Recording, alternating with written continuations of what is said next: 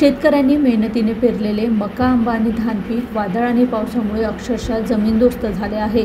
या नैसर्गिक आपत्तीत लाखो रुपयाचे पीक नुकसान झाले असून अनेकांच्या घराचे छप्पर देखील उडाले आहे। शेतकऱ्यावर पुन्हा एकदा नैसर्गिक संकट ओढवले असून सध्या ते मोठ्या आर्थिक अडचणीत सापडले आहे।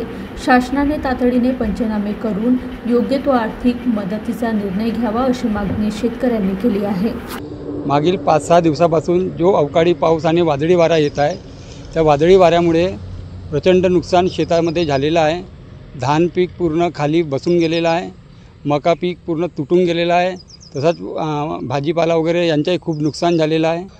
3 एकरमध्ये धान पीक लावला होता, पूर्ण 3 एकरामधून जवळपास 75% धान पीक पूर्ण खाली जमीनदोस्त झालेला आहे। जिल्ह्यात सगळीकडेच हा वादळी वारा येत आहे, त्यामुळे सगळीकडेच हा नुकसान झालेला आहे। लवकरात लवकर शेतात पडलेल्या धानाचे पंचनामे करून याची भरपाई द्यावी।